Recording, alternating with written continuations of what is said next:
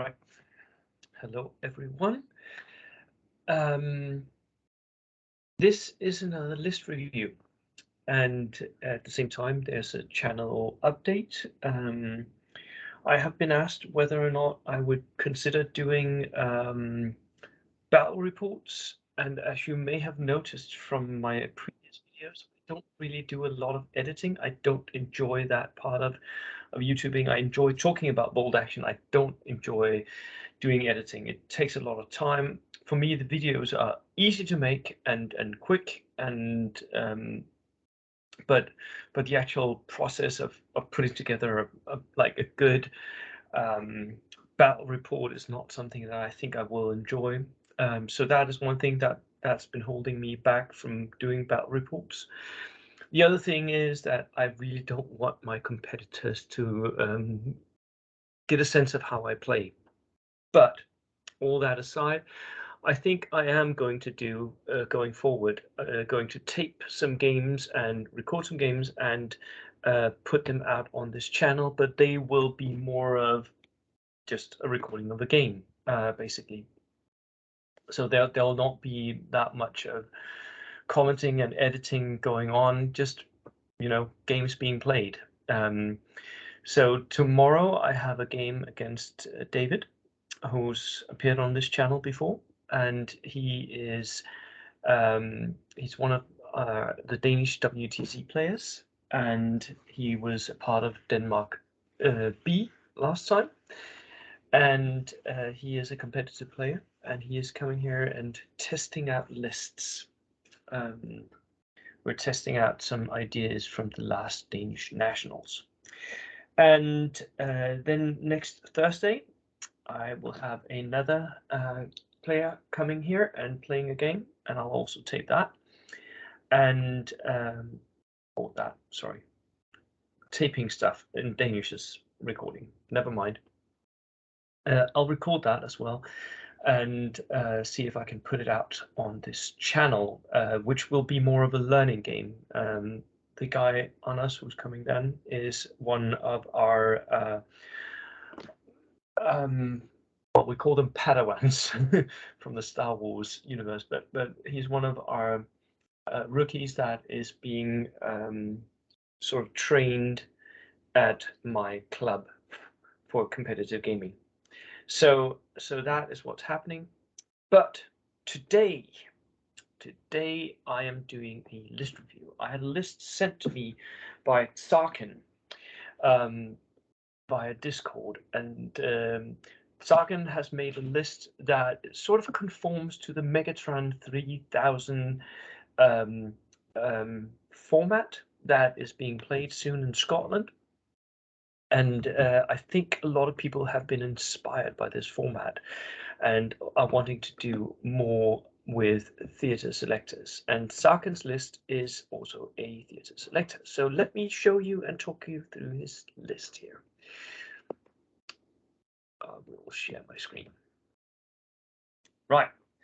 So he has an 8th Army, Italy, 1943, 15 order dice, 1,250 points. And the 50 points are, as he writes here, they are the SAS saboteur teams, which are not actually, you're not actually able to select them in EC Army yet.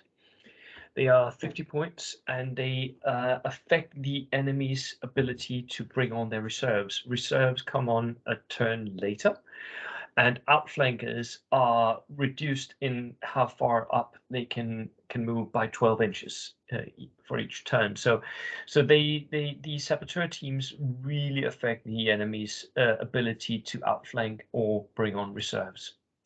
Which is quite a nice bit of control that you're buying for 50 points there. I like it, especially in high point games, and maybe against opponents who are not used to this. Then we have a Highlander second lieutenant, which is a veteran second lieutenant, and he has the bagpiper. So this accesses the Highlander and bagpiper special rules, which are, let's see here, possibly noted down some here.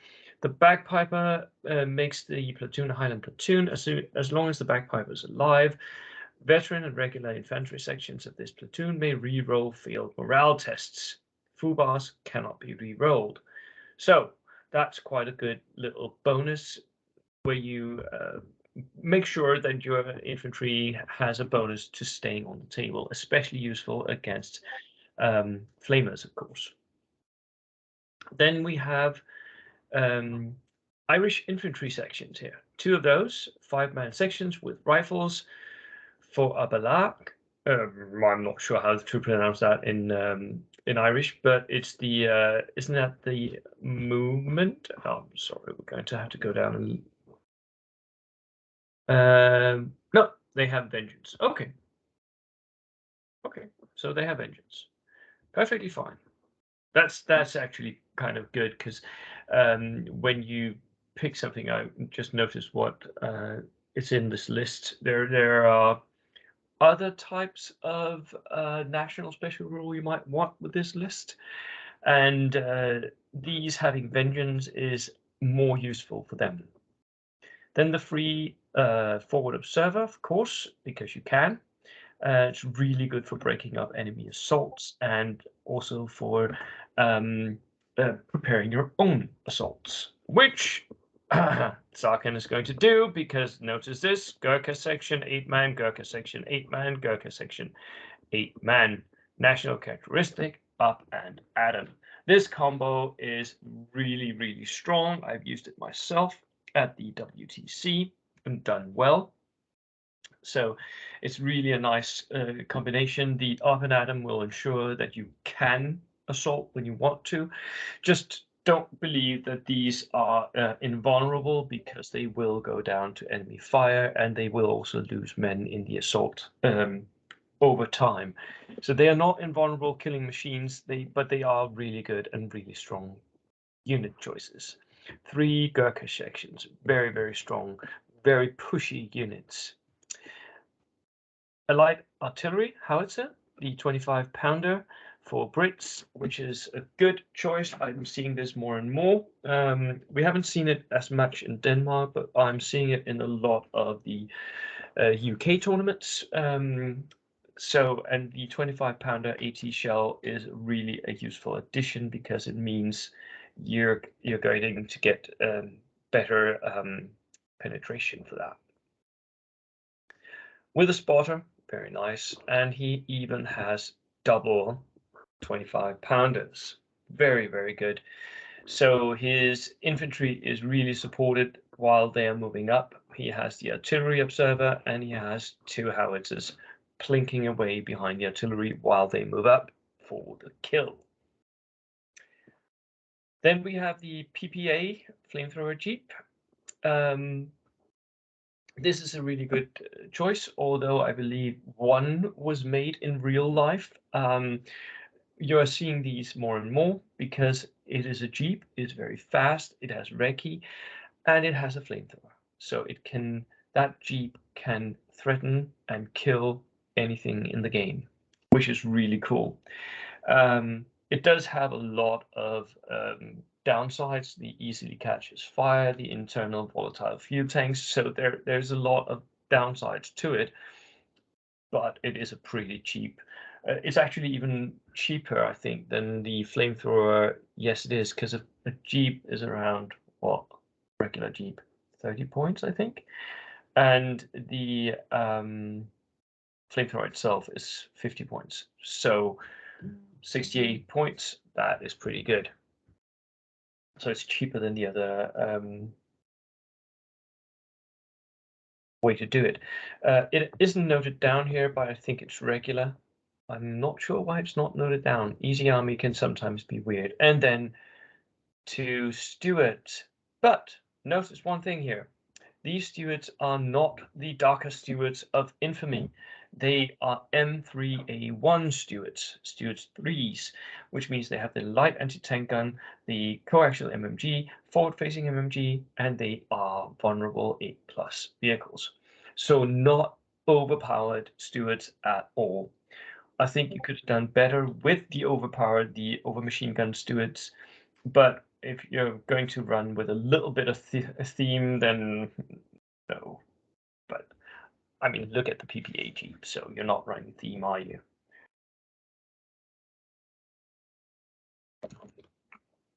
They're really good. And with what's coming down here, the universal carriers, 3 of those, this turns into a tank platoon, basically. These have a forward-facing light mortar. Oh my lord, these are good. The universal mortar carrier.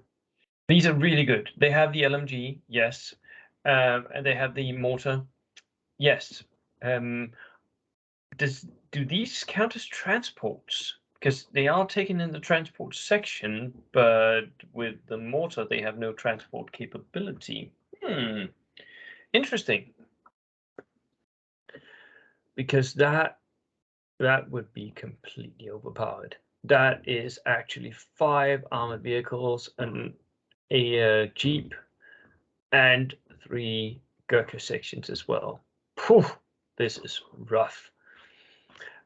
This is a really, really good platoon, and one of the examples of what wacky craziness you can do with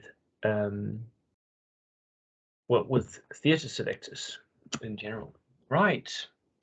Anything I would change? I think maybe I think I would cut out the 25-pounders. And I know this is controversial, but that's the only part of your army which is static. All the rest is maneuverable. So maybe get rid of those 25-pounders. Buy something, maybe a few more universal carriers with transport capability. Put your Irish infantry in those and have them fire out double machine guns. Could be a thing. Just an idea. Just because that is the only part of your army that needs to be static, right? All the rest of it is maneuverable. So yeah. Thank you so much, Tzarken, for sending me your list. Anyone in the comments, let me know if there were any mistakes that you found out that we can like hand along to Tzarken as well. I really like the idea that you're dominating the enemy's reserves and outflankers, and at the same time pushing him with a lot of nasty stuff in your tank list and in your infantry. Thank you so much for this one, and cheers.